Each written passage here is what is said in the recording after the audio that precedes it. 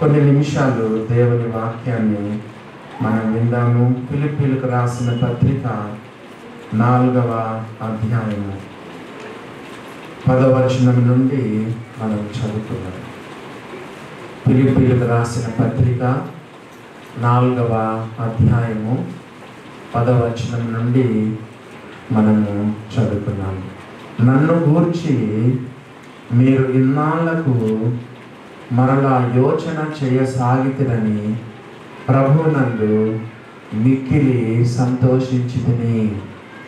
చదివిన వాక్యాన్ని, చదవబోతున్న వాక్యాలను దేవుడు మన కొరకు దీవించును గాక. పౌలు ఫిలిప్పీలకు రాస్తూ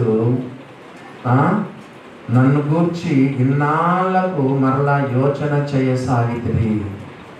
పౌలు ఎవరు? ఒక దేవుని సేవకుడు. ఎక్కడున్నాడు? జైల్లో ఉన్నాడు. ఫిలిప్పీలు ఆయన గురించి యోచన చేశారంట.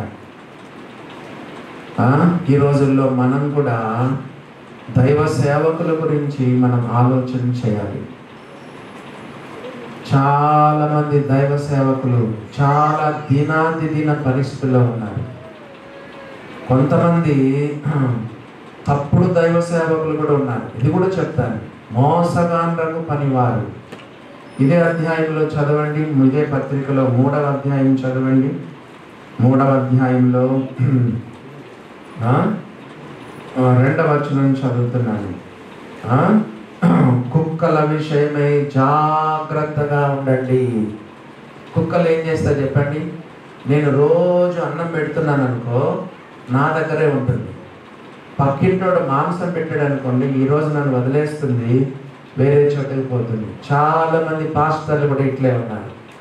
ఒక సిద్ధాంతం ఉండదు, ఒక క్రమం ఉండదు కదా. మరి డబ్బులు కమ్ముడిపోతారు. మరి ఇక్కడ పోతారు, వందనాలు చెప్తారు, అక్కడ పోయి ప్రైజ్ ది లార్డ్ చెప్తారు. కల్వరి టెంపుల్కి వెళ్ళినప్పుడు అక్కడేమంటారు చెప్పండి? షాలోమ్ అంటారు. మరి ఇంకో చోటికి పోయి ఇంకోటి చెప్తారు. చాలామంది డబ్బులు కమ్ముడిపోయే దేవుని సేవకులు ఉన్నారు. కుక్కల విషయమై జాగ్రత్తగా ఉండండి. ఇంకోటి చూడండి, దుష్టులైన పనివారు. పనివారే కానీ దుష్టులైన పనివారు. దేవుని సేవను కట్టరు కానీ దేవుని సేవను ఇంకా కూల్చేస్తారు. సంఘాల్లో భేదాలు తీసుకొస్తారు, సంఘాలను చీలుస్తారు. ఇలాంటి దైవ సేవకులు కూడా ఉన్నారు. అలాంటి దైవ సేవకులు మనం ఎంకరేజ్ చేయకూడదు. పౌలు లాంటి దైవ సేవకుల గురించి మనం ఆలోచన చేయాలి. తెల్ల అన్నంలో తెల్ల ఉప్పు జల్లుకొని తినే దైవ సేవకులు ఈ రోజుల్లో కూడా ఉన్నారు. తెల్ల అన్నంలో కారం పొడి చల్లుకొని నీళ్లు కలుపుకొని తినే దైవ సేవకులు కూడా లేకపోలేదు. పౌలు గురించి వీళ్ళు ఆలోచన చేస్తున్నారంట. దైవ సేవకుల కొరకు మనం ప్రార్థన చేయాలి. అవసరమైనప్పుడు మనము వారికి సహాయం చేయాలి. ఆర్థిక సహాయం మనం చేయాలి కదా. కొత్తగా వెళ్ళిన నార్త్ ఇండియా సేవకులకు కూడా మనము డబ్బులు పంపిస్తూ ఉంటాం. ముఖ్యంగా కొత్తగా వెళ్ళిన వారికి డబ్బులు పంపిస్తూ ఉంటాం. మొన్న రాత్రి ఆల్ నైట్ ప్రేయర్ జరిగింది. తెలంగాణ సేవకులు దాదాపు ఒక 20 మంది దాకా వచ్చినారు. వాళ్ళకు కూడా మనం పంపిస్తాం. మొన్న ఈ యొక్క దూదుగాములో జరిగినటువంటి దైవ సేవకులు ఒక్కొక్కరికి 5,000 రూపాయలు మనం ఇచ్చినాం. పౌలు లాంటి దైవ సేవకులను మనం ఎంకరేజ్ చేయాలి. ఆయన జైల్లో ఉన్నాడు కదా. నార్త్ ఇండియాలో కూడా కొంతమంది ప్రాణాలు అరచేతిలో పెట్టుకొని సేవ చేస్తున్నారు. అక్కడ డైరెక్ట్గా కూడా సేవ చేయకూడదు. ఏదో ఒక టీచర్ ఉద్యోగము, ట్యూషన్లు చెప్పుకుంటా, లేదా ఏదో చిన్న వ్యాపారం. అది నిజంగా వాళ్ళు ఉద్యోగం చేయడానికి పోలేదు. వాళ్ళు ఏదో ఒక పని బయటకు కనిపిస్తే వాళ్ళని చేయనీరు. ఫుల్ టైం దేవుని సేవకుడు అంటే వాళ్ళని చేయనీరు. కాబట్టి బిక్కు అనుకుంటా ప్రాణాలు అరచేతుల్లో పెట్టుకొని కొంతమంది దైవ సేవకులు పనిచేస్తున్నారు. మీరు కూడా గుర్తుపెట్టుకోండి, దైవ సేవకులకు సహాయం చేసేటప్పుడు వారి మంచి దైవ సేవకుల, వారు జెన్యూనా కాదని చూసి మనం దేవుని సేవకులు హెల్ప్ చేయాలి. లేకపోతే మనం పంపేదంతా వేస్ట్ అయిపోతుంది. దేవుని బిడ్డలారా గమనించండి. పౌలు దీనాతి దీన స్థితిలో ఉన్నప్పుడు మరి ఇన్నాళ్లకు మరలా యోచన చేయసాగితుడని ప్రభునందు మిక్కిలి సంతోషించితిని. పౌలు ఈ సమయంలో జైల్లో ఉండి సంతోషిస్తా ఉన్నాడు. ఇందాక అన్న వాక్యం చెప్పారు, యేసు ప్రభుని నమ్ముకున్న వారిలో ఎంత సంతోషమో తెలుసా? నీ పరిస్థితులను బట్టి నీకు సంతోషం కాదు, ప్రభునందు సంతోషం, ప్రభునందు సంతోషం. వారి ధాన్య ద్రాక్షారసములు విస్తరించిన నాటి సంతోషము కంటే అధికమైన సంతోషము నీవు నా హృదయంలో పుట్టించితివి. నీలో సంతోషం లేదు, నువ్వు నమ్ముకున్నావు, బాప్తిసం తీసుకున్నావు, రక్షణ పొందినావు, రొట్టెరసం తీసుకుంటున్నావు, ఆరాధన చేస్తున్నావు, కానీ నీ హృదయంలో సంతోషం లేదంటే something is wrong with you. నీలో ఏదో లోపం ఉంది, దేవుని దగ్గర నువ్వు దిద్దుకోవాలి. దేవుడు మనకి ఎంత ప్రామిస్ చేశాడో తెలుసా? ఏమని చెప్పాడంటే, పేతురు తన పత్రికలో రాశాడు, మొదటి పత్రికలో మొదటి అధ్యాయంలో రాశాడు. రెఫరెన్స్ చెప్తే నాకు టైం సరిపోదు. ఏమన్నాడంటే, మరి చెప్పనసఖ్యమును మహిమాయుక్తమైన సంతోషం, అన్స్పీకబుల్ జాయ్, అన్ఎక్స్ప్రెసిబుల్ జాయ్. భక్తి సింగ్ గారు తన సాక్ష్యానికి ఆ పేరు పెట్టాడు. చిన్న బుక్లెట్ చదివి కొనుక్కొని చదవండి, తప్పేం లేదు. ఆయన సాక్ష్యం ఎలా రక్షణ పొందని సాక్ష్యం, చెప్పనసఖ్యమును మహిమాయుక్తమైన సంతోషం అని తన యొక్క బుక్లెట్కి సాక్ష్యానికి పేరు పెట్టినాడు. దేవుని బిడ్డలారా, ఈయన జైల్లో ఉండి, జైలు గురించి నేను చెప్పాను కదా, కొక్కులు, కాక్రోచులు, మరి ఎలుకలు, దుర్గంధము, దుర్వాసన, కరడుగట్టిన ఖైదీలు, కఠినాత్ములైన కారాగార అధికారులు, మరి పాసిపోయిన అన్నం, నిద్రలేని రాత్రులు. ఒక క్రైస్తవుడు ప్రతి విషయంలో కూడా, ప్రతి పరిస్థితుల్లో కూడా సంతోషిస్తాడు. నెక్స్ట్ వచనానికి వెళ్ళిపోదాం. చూడండి ఏమని చెప్పాడు. 11వ వచనం చదువుతున్నాను. నన్ను గూర్చి మీరిన్నాళ్ళకు మరలా యోచన చేయసాగుతారని ప్రభునందు మిక్కిలి సంతోషించితిని. ఆ విషయంలో మీరు యోచన చేసి ఉంటిరి కానీ తగిన సమయం లేదు. ఏంటంట, వాళ్ళకు కన్సర్న్ ఉంది కానీ ఆపర్చునిటీ లేదు, సమయం దొరకలేదు. వీళ్ళేమో ఒక ప్లేస్లో ఉంటారు, వీళ్ళేమో ఫిలిప్పీలో ఉన్నారు, పౌలేమో రోమ్లో ఉన్నాడు. చెప్పండి, వీళ్ళకు సహాయం చేయాలని ఆశ ఉంది కానీ ఏం లేదు. వాళ్ళకు సహాయం చేయాలని ఆశ ఉంది కానీ సమయం లేదు. ఎలా పంపాలో వాళ్ళకు అర్థం కావట్లేదు. పౌలేమో దూరంగా జైల్లో ఉన్నాడు కదా. దేవుని బిడ్డలారా, మనకైతే అవకాశాలు ఉన్నాయి కానీ మనకు ఆశ లేదు. వాళ్ళకేమో ఆశ ఉంది కానీ అవకాశం లేదు. మనకేమో చాలా అవకాశాలు ఉన్నాయి కానీ ఆశ లేదు. సహాయం చేస్తున్నామా? సంఘానికి ఇవ్వాల్సింది సంఘానికి ఇవ్వాలి, దైవ సేవకులకు ఇవ్వాల్సింది దైవ సేవలు. కొంతమందికి అతి తెలివి ఉంటుంది కదా, సంఘాన్ని కట్ చేస్తారు. సంఘానికి ఇవ్వాల్సింది ఇవ్వరు, సంఘానికి ఇవ్వాల్సింది తీసుకెళ్ళి దైవ సేవకులకు ఇస్తారు. నో, దేవుని బిడ్డలారా, కొత్త నిబంధనలో మనం వర్ధిల్లం కొలది మనం ఇవ్వాలి. ఇక్కడ మనం చదువుతున్నాము, వాళ్ళకైతే ఆశ ఉంది కానీ అవకాశం లేకుండా పోయింది. మనకు చాలా అవకాశాలు ఉన్నాయి. మన చుట్టుపక్కల ఎంతోమంది నమ్మకంగా పౌలులాగా దైవ సేవ చేసే దైవ సేవకులు ఉన్నారు. వాళ్ళు మనకు అందుబాటులో ఉన్నారు, అవకాశాలు ఉన్నాయి కానీ మనకు ఆశ లేదు. వాళ్ళకు ఆశ ఉంది కానీ అవకాశం లేదు. ఆ తర్వాత చూడండి, మరి 11వ వచనం చదువుతున్నాను. నాకు కొదవ కలిగి నేను ఇలాగ చెప్పుట లేదు. కొన్నిసార్లు దేవుని సేవకులు ఎప్పుడైనా కానుకల గురించి చెప్పినా లేకపోతే ఇలాంటి విషయాలు చెప్పినా కొంతమంది ఏమనుకుంటారంటే, ఓహో నేను ఏదో ఆశించి చెప్తున్నాడు అనుకుంటారు. పౌలు అలా చెప్పడం లేదు. కొన్ని సంఘాలకు వెళ్ళండి, కొన్ని సంఘాలకు వెళ్తే ఎప్పుడు చూసినా కానుకల గురించి చెప్తారు. నేను వాళ్ళ పేర్లు చెప్పాను. ప్రసంగాలు వినండి టీవీల్లో, ఆ తర్వాత యూట్యూబ్లో వినండి. ఎప్పుడు చూసినా డబ్బు డబ్బు, ఇవ్వండి ఇవ్వండి ఇవ్వండి ఇవ్వండి అని చెప్తారు. మన సంఘంలో మనం అలా చెప్పడం, ఎప్పుడైనా వాక్యంలో ఎప్పుడైనా అవకాశం వస్తేనే చెప్తాం కానీ కొన్ని సంఘాలలో కొన్ని పాస్టర్లు ఎప్పుడు చూసినా డబ్బులు డబ్బులు డబ్బులు ఇవ్వండి అని చెప్తారు. పౌలు అదే చెప్తున్నాడు, నాకు కొదవ కలిగి నేను ఇలాగ చెప్పడం లేదు. పౌలు ఎంతో సఫిషియెంట్గా ఉన్నాడు. దేవుని బిడ్డలారా, నాకేం కొదవలేదని చెప్తున్నాడు. 23వ కీర్తన చెప్పండి. యెహోవా నా కాపరి, నాకు లేమి కలగదు.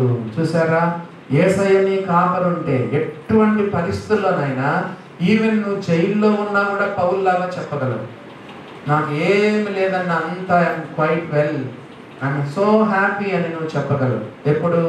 యేసు ప్రభు నీ కాపరిగా ఉన్నప్పుడు. నీ జీవితం అంతా సనుగులే కదా. ఇది లేదంటావు, అది లేదంటావు, ఇక్కడ నొప్పి అంటావు, అక్కడ నొప్పి అంటావు, ఇక్కడ బలహీనత అంటావు, అక్కడ బలహీనత అంటావు. తీసుకోండి, ఇక్కడ బలహీనత అంటావు, అక్కడ బలహీనత అంటావు, ఎప్పుడు చూసినా సనుగుతా ఉంటాం. పౌలు చెప్తున్నాడు, నాకేమీ కొదవలేదు. పౌలు అన్నాడు, నాకు ఏమీ కొదవలేదు. 34వ కీర్తనలో, దైవ గ్రంథంలో 34వ కీర్తనలో ఒక మాట మనం చదువుకుందాం. చూడండి ఏమని రాయబడింది.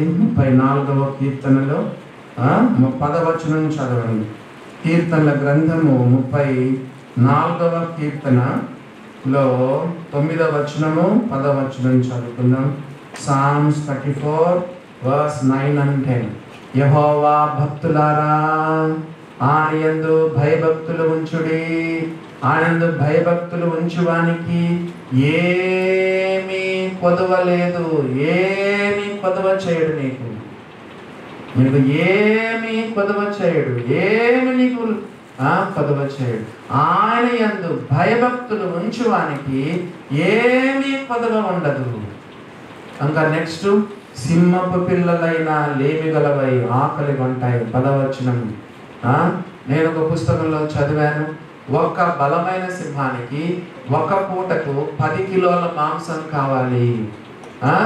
అంటే రోజుకు 30 కిలోల మాంసం కావాలి. తిరుగులేని సింహమైన ఆకలి ఉంటుంది. కానీ నీ యెహోవాను ఆశ్రయించిన వారికి, దేవుని బిడ్డలారా గమనించండి, యెహోవాను ఆశ్రయించిన వారికి, ఆనంద భయభక్తులు కలిగిన వారికి ఏ మేలు కొదువై ఉండదు. ద్వితీయోపదేశకాండం 2వ అధ్యాయంలో 7వ వచనం చదువుకుందాం. Book of Deuteronomy chapter 2 verse 7 చూడండి. ద్వితీయోపదేశకాండం 2వ అధ్యాయము 7వ వచనము ఆఖరి లైన్ చదవండి. ఆఖరి 2 లైన్స్. ద్వితీయోపదేశకాండం 2వ అధ్యాయము 7వ వచనం ఆఖరి 2 లైన్. నీ దేవుడైన యెహోవా నీకు తోడై ఉన్నాడు, నీకు ఏమీయో తక్కువ కాదు. గమనించినారా దేవుని బిడ్డలారా? నీ దేవుడైన యెహోవా నీకు తోడై ఉన్నాడు, నీకు ఏమీయో తక్కువ లేదు. పౌలు చెప్తున్నాడు, జైల్లో ఉండి ఆయన ఈ మాట చెప్తున్నాడు. ఏం చెప్పాలి? సాధారణంగా జైల్లో కప్పుకోవడానికి నీకు సరిగా నాకు బట్టలు లేవు, దుప్పటి లేదు, సరైన బట్టలు లేవు, తీసుకొని రండి. మరి ఒకటే హెడ్ఏక్, నా దగ్గర ఏమి మందులు లేవు, ఆరోగ్యం లేదు. ఇది రాయాలి. ఏం రాయట్లేదు, అలాంటివి ఏమి రాయట్లేదు. ఏమంటున్నాడు? నేను కొదవ కలిగి నేను ఇలాగునా చెప్పుటలేదు అని చెప్తూ, నేను ఏ స్థితిలో ఉన్నాను 11వ వచనం. ఫిలిప్పీ 4వ అధ్యాయము 11వ వచనం. నేను ఏ స్థితిలో ఉన్నాను ఆ స్థితిలో సంతృప్తి కలిగి నేర్చుకొని ఉన్నాను. ఏమి నేర్చుకున్నాడు? క్రైస్తవులు, యేసు ప్రభు నమ్ముకున్న బిడ్డలు, believers, you are a learner కదా. చాలాసార్లు చెప్పాను, యేసు ప్రభు మన గురువు అయితే మనం ఆయన శిష్యులని. శిష్యుడు అంటే ఏంటి చెప్పండి? క్రైస్తవులు అనే పదం బైబిల్లో 3 సార్లే ఉంది. శిష్యుడు అనే పదం న్యూమరస్ టైమ్స్ ఉంది బైబిల్లో. లెక్కలేని సార్లు శిష్యుడు శిష్యుడు అనే పదము ఉంది. క్రైస్తవులు అనే పదం బైబిల్లో 3 సార్లే ఉంది. కాబట్టి మనం క్రైస్తవుల కంటే ఎక్కువగా మనం శిష్యులం. శిష్యులు అంటే ఎవరు? A learner, a listener, a follower. శిష్యుడు అంటే ఎవరు? A learner, a listener and a follower. Paul నేర్చుకుంటున్నాడు. ఏంటంటే డిసిప్లిన్ నేర్చుకుంటున్నాడు. సనగొద్దు కదా. అన్ని విషయాల్లో మనం ఎప్పుడు సంతృప్తిగా ఉండాలి. ఏమి ఉన్నా ఏమి లేకపోయినా సంతృప్తిగా మనం ఉండాలి. పౌలు ఏం చెప్తున్నాడు? 11వ వచనం 2వ లైన్లో, నేను ఏ స్థితిలో ఉన్నాను ఆ స్థితిలో సంతృప్తి కలిగి నేర్చుకొని ఉన్నాను కదా. నేనున్న స్థితిలోనే సంతృప్తిని కలిగించు, ఏమున్నా లేకున్నా కొరకే బ్రతికించు. కష్టాలు ఎదురైనా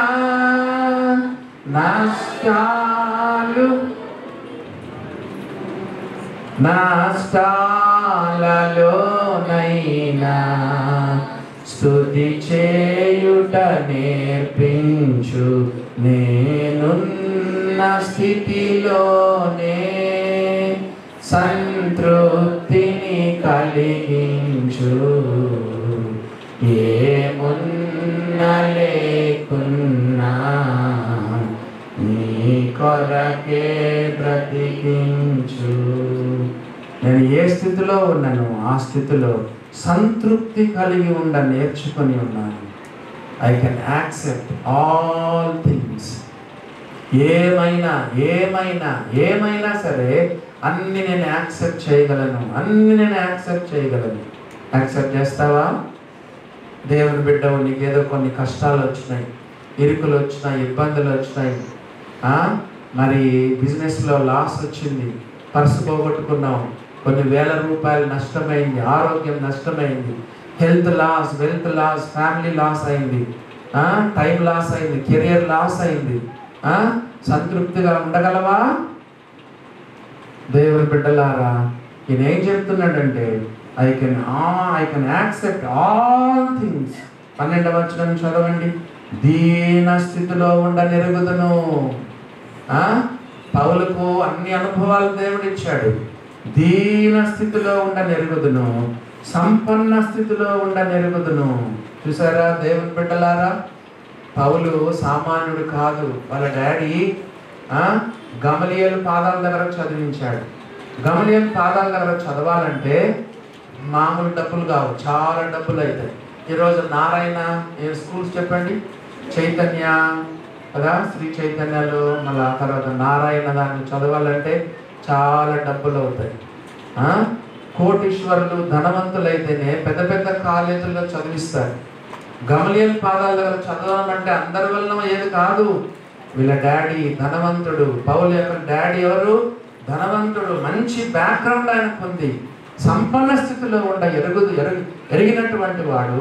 అదే సమయంలో దీన స్థితిలో కూడా ఎరిగినటువంటి వాడు. Christian life is not a straight line కదా. మీకు చెప్పాను ఆల్రెడీ. మరి ఏమంటారు దాన్ని? ఈసీజీ తీస్తే చెప్పండి ఎలా వస్తుంది? గుండె ఇలా ఇలా ఇలా ఇలా వస్తుంది అంటే మనకు మంచి ఆరోగ్యం ఉన్నట్టు. కొంచెం స్ట్రైట్గా ఉంది అంటే నీ గుండె పని చేయట్లేదు. పూరా స్ట్రైట్ అయిందంటే ఎప్పుడో పోయింది నీ ప్రాణం. ఓ క్రైస్తవ జీవితం చెప్పండి ఎత్తు పల్లాలతో ఉంటుంది. నీ దేవుడనే యెహోవా నీకు ఇచ్చుచున్న దేశము కొండలు లోయలు కలిగిన దేశం. నీ దేవుడనే యెహోవా నీకు ఇచ్చుచున్న దేశం కొండలు లోయలు కలిగిన దేశం కదా. మరి అసలు పల్లాలు అసలు లోయలు లేకపోతే చెప్పండి కొండలు మనకు తెలుస్తుందా? We cannot have mountains without valleys. చెప్పండి, we cannot have the mountains without valleys. Valleys లేకుండా నీకు మౌంటైన్స్ రావు.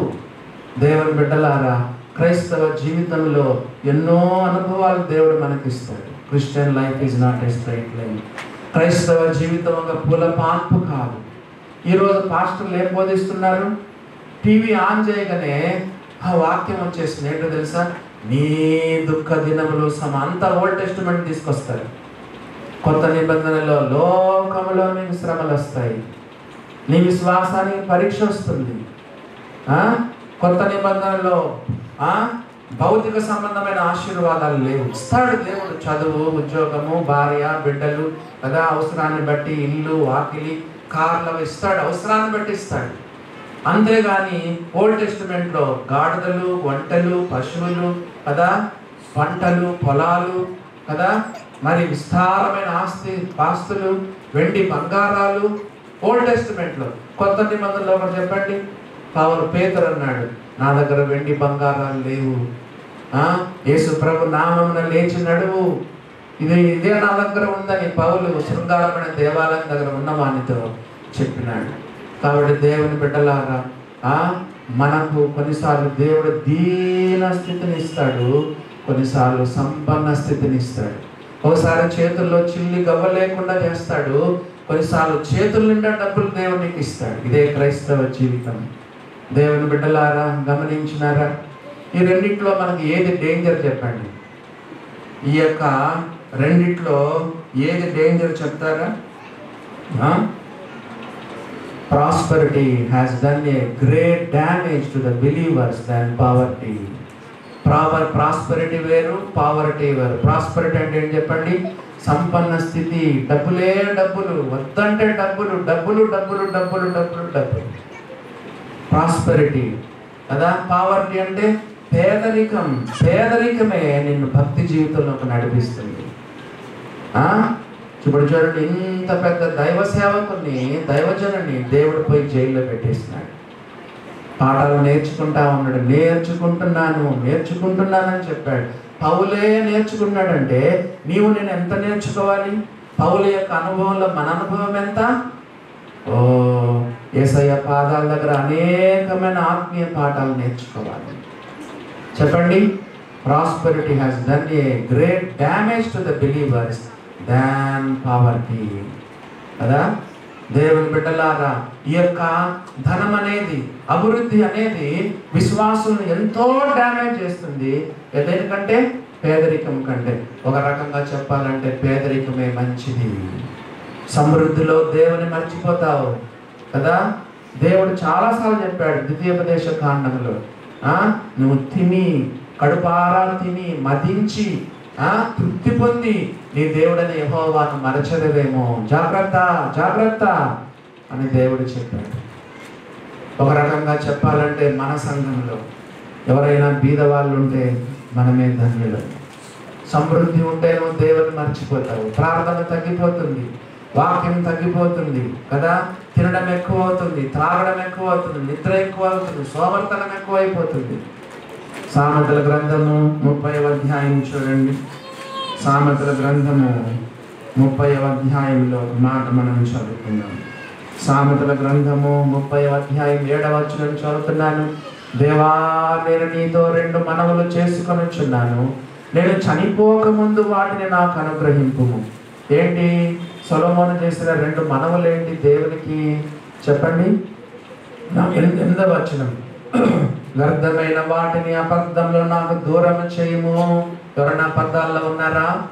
దొంగ లెక్కలు, చెప్పండి, అబద్ధాలు రాయడం, అబద్ధాలు చెప్పడం, అబద్ధమైన వాటిని, వ్యర్థమైన వాటిని దూరంగా ఉంచుము. అది మొదటి మనవి. రెండవ మనం చూడండి, పేదరికమునైనను ఐశ్వర్యమునైనా నాకు దయచేయకము, తగినంత ఆహారం నాకు అనుగ్రహింపము. ఎక్కువైతే నేను కడుపు నిండిన వాడని నేను విసర్జించి యెహోవా ఎవడని అందునేమో, లేక బీదనై దొంగిలించిన దేవుని నామమును దూషింతునేమో. తగినంత ఆహారము నాకు దయచేయము. దేవుని బిడ్డలారా, ప్రాస్పెరిటీ కంటే ప్రావర్టీ మనకు మంచిది. బీదలైన మీరు ధన్యులు, పరలోక రాజ్యం మీది అని యేసుప్రభు వారు చెప్పారు. మనకు బీదలుగా ఉండడమే మంచిదని. యేసుప్రభు ఈ లోకంలో ధనికుడుగా జీవించాడా? తలవాల్చుకున్నట్టుకైనా ఆయనకు స్థలం లేదే. చెప్పండి. పుట్టినప్పుడు స్థలం లేదు, ఈ లోకంలో ఏమైనా చచ్చిపోతే మున్సిపాలిటీ వాళ్ళు పోయి పాతి పెడతారు. యేసు ప్రభు మున్సిపాలిటీ వాళ్ళు కూడా లేదు. ధనవంతుడు ఒక ఆయన వచ్చి తన సమాధిలో పెట్టాడు తప్ప యేసు ప్రభు దేహాన్ని పాతి పెట్టడానికి ఈ భూలోక న్యాయాధిపతికి, ఆయనకే ఈ లోకంలో ఆయన దేహాన్ని దాచిపెట్టడానికి కూడా ఆయనకు స్థలం లేదు. అంత దీనుడుగా, దరిద్రుడుగా యేసు ప్రభు ఈ లోకంలో జీవించినట్టుగా మనము చూడగలం ప్రియులారా. కాబట్టి మనం చూస్తే ఈ యొక్క ధనం అనేది మనకెంతో, మనకు కీడును అది కలగజేసేటువంటిదిగా మనం చూస్తా ఉన్నాం. Prosperity is more verse than the poverty కదండి. భయంకరమైనది అభివృద్ధి అనేది. దేవుని బిడ్డలారా, సొలొమోను ప్రార్థించినట్లుగా తగినంత నాకు దయచేయి ప్రభువా, తగినంతగా నాకు దయచేయని మరి ఆ యొక్క సొలొమోను ప్రార్థన చేస్తున్నాడు. 12వ వచనం చదవండి. ఫిలిప్పీ 4:12. దీన స్థితిలో ఉండ నెరుగుదును, సంపన్న స్థితిలో ఉండ నెరుగుదును, ప్రతి విషయములోను అన్ని కార్యములలోను కడుపు నిండి ఉండుటను, ఆకలి కొని ఉండుటను, సమృద్ధి కలిగి ఉండుటను, లేమిలో ఉండుటకును నేర్చుకొని ఉన్నాను. 11వ వచనం లాస్ట్ లైన్లో నేర్చుకొని ఉన్నాను, 12వ వచనం లాస్ట్ లైన్లో కూడా నేర్చుకొని ఉన్నాను. ఇప్పుడు చెప్పండి. దీన స్థితిలో, సంపన్న స్థితిలో, కడుపు నిండి ఉండుట, ఆకలి కొని ఉండుట, సమృద్ధి కలిగి ఉండుట, లేమిలో ఉండుట నేర్చుకొని ఉన్నాను. దేవుని బిడ్డలారా, I can accept all things. దేవుడు నీకు ఏమి ఇస్తే అది నువ్వు తీసుకోవాలి. కొన్నిసార్లు దేవుడు ఏదేదో ఇస్తాడు, అయినా నువ్వు తీసుకోవాలి. కొన్నిసార్లు చేదు అనుభవాన్ని దేవుడు నీకు ఇస్తాడు, తీసుకోవాలి. ఉందా నీకు ఆ విశ్వాసం? చెప్పండి. ఈయనను తీసుకొని దేవుడు జైల్లో పెట్టినాడు. ఎంత భయంకరమైన విషయం. దేవుడు ఈయన ఇంత గొప్ప దైవజనం తీసుకెళ్ళి జైల్లో పెట్టినాడు. మరి యాక్సెప్ట్ చేస్తావా? పాజిటివ్గా థింక్ చేస్తావా? పాజిటివ్ యాటిట్యూడ్ కలిగి ఉంటావా? లేదా దేవుని తిడతావా? కొంతమంది తిట్టకుండా దేవుని తిడతారు. దైవ దూషణ, అహంభావం, అవివేకము హృదయంలో నుండి వస్తాయి. ఎన్నడూ కూడా దేవుని దూషించవద్దు. రోమీలకు రాస్తూ పౌలు చెప్పాడు, నీ జీవితంలో జరిగే ప్రతిదీ కూడా సమస్తం అన్నాడు. All things work together for hour good, for those who love the lord and those who call according to his purpose. ఏమన్నది? దేవుని ప్రేమించే వారికి, అనగా ఆయన సంకల్పం చొప్పున పిలువబడిన వారికి మేలు కలుగుటకై సమస్తమును సమకూడి దేవుడు జరిగిస్తాడు. ఎన్నడే కానీ దేవుని తిట్టద్దు, ఎన్నడే కానీ దేవుని దూషించవద్దు. ద బెస్ట్ ఎగ్జాంపుల్ ఎవరంటే పౌలు, అంత మాత్రం కాకుండా యోసేపు. ఒకసారి యోసేపు జీవితాన్ని ఒక్కసారి ఆలోచన చేయండి. అన్నలు పగబట్టారు, మరింతగా పగబెట్టారు, అసూయ పడ్డారు, ద్వేషించినారు, వస్త్రహీనులు చేశారు కదా, గుంటలో దించేసినారు. మళ్ళా ఏమైందో ఏమో, ఇష్మాయిల్కి అమ్మేశారు. ఇష్మాయిల్ పోయి పొతిఫర్కి అమ్మేసినారు. పొతిఫర్ ఇంట్లో పని మనిషిగా పనిచేశాడు. ఇంట్లో ఒంటరివాడుగా ఉన్నాడు. ఆయన భార్య ఎంత నిందలు మోపిందంటే, వేరేవాడంటే ఆత్మహత్య చేసుకునేవాడు కదా. నిందలు మోపితే పోయిలో జైల్లో పెట్టినారు. అక్కడి నుంచి దేవుడు చూడండి, దాదాపు 15-20 సంవత్సరాలు యోసేపు అలాంటి కష్టాలు పడ్డాడు. ఎన్నడైనా దేవుడు తిట్టినట్టు బైబిల్లో రాయబడిందా? లాస్ట్కి ఏమంటాడు తెలుసా? అన్నలారా, మిమ్మల్ని మీరు కొట్లాడద్దు, మార్గ మధ్యలో మీరు జగడాలాడద్దు. దేవుడే కానీ మీరు నన్ను ఇక్కడికి పంపలేదు. చూసారా? ప్రతి విషయంలో దేవుని అదృశ్య హస్తాన్ని చూడండి. ప్రతి విషయంలో దేవుని చూడండి. దేవుని అదృశ్య హస్తాన్ని చూడండి. ప్రతి దాంట్లో కూడా నష్టం జరిగిన కదా, మరణం వచ్చిన, లేకపోతే కీడు కలిగిన, అన్యాయం కలిగినా కూడా దేవుని చూడండి. బైబిల్లో ఒక మాట తెలుసా? హృదయ శుద్ధి గల వారు ధన్యులు, వారు దేవుని చూస్తారు. నిజంగా దేవుని చూస్తారని కాదు, దాని అర్థం ఏంటో తెలుసా? చాలా సంవత్సరాలు నాకు ఆ వాక్యం అర్థం కాలేదు. ఇప్పుడు అసలైన అర్థం ఏంటో చెప్పమంటారా? హృదయ శుద్ధి గల వారు ధన్యులు, దేవుని చూస్తారంటే అర్థం ఏంటంటే, ప్రతి పరిస్థితిలో చెడ్డదైనా, మంచిదైనా, కీడైనా, మేలైనా, న్యాయమైన మరి ఆరోగ్యమైన, అనారోగ్యమైన, లాభాలైన, నష్టాలైనా, ఇక ఏదైనా సరే ఒక నిజమైన విశ్వాసి దేవుని అదృశ్య హస్తాన్ని చూడగలరు. ఎప్పుడు? హృదయ శుద్ధి గల వారు మాత్రమే దేవుని చూస్తారు. ప్రతి సందర్భంలో, ప్రతి విషయంలో దేవుని చూస్తారు. పౌల్లాగా ఆనందిస్తారు. గమనించినారా దేవుని బిడ్డలారా? మరి I can accept all things. దీన స్థితి, సంపన్న స్థితి, కడుపు నిండి ఉన్న స్థితి, ఆకలి ఉన్న స్థితి, సమృద్ధి కలిగిన స్థితి, లేవలో ఉన్న స్థితి. I can accept all things. Accept చేస్తావా మరి? ఇందాక అన్న యోబు గురించి చెప్పినారు కదా, యోబు గురించి చెప్పారు. ఎవరేమన్నాడు? భారత్ ఏమన్నాడు? ఏ మూర్ఖరాలు మాట్లాడినట్టు మాట్లాడుతున్నాం. ఎప్పుడు చూసినా మనం దేవునితో మనం మేలే అనుభవించుదమా, కీడు అనుభవింప తగదా? ఏమన్నా చెప్పండి. ఎప్పుడు చూసినా దేవుని దగ్గర అంటే దేవుడు కీడు చేస్తాడని అర్థం కాదు, భార్యకు చెప్తున్నాడు అట్లా. ఎప్పుడు మనం దేవుని చేత మేలే అనుభవించుదమా, కీడు అనుభవింప తగదా? అచంచలమైన విశ్వాసం అంటే అది కదా. దేవుళ్ళు ఆనందించడం అంటే అది. నువ్వు దేవుని నమ్ముతున్నావంటే అదే. ఆఖరిగా వచనం చదువుకొని ప్రార్థన చేసుకున్నాం, టైం లేదు. ఇప్పుడు 13వ వచనం చదవండి. ఎలా చెప్పగలుగుతున్నాడు ఇవన్నీ? 13వ వచనం చదివి చెప్పండి.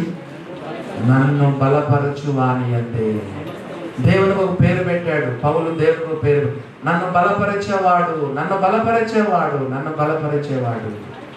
దేవుని బిడ్డ, దేవుని పైన ఆనుకో, దేవుని పైన ఆనుకో, దేవుని పైన ఆధారపడు, దేవుని ఆశ్రయించు.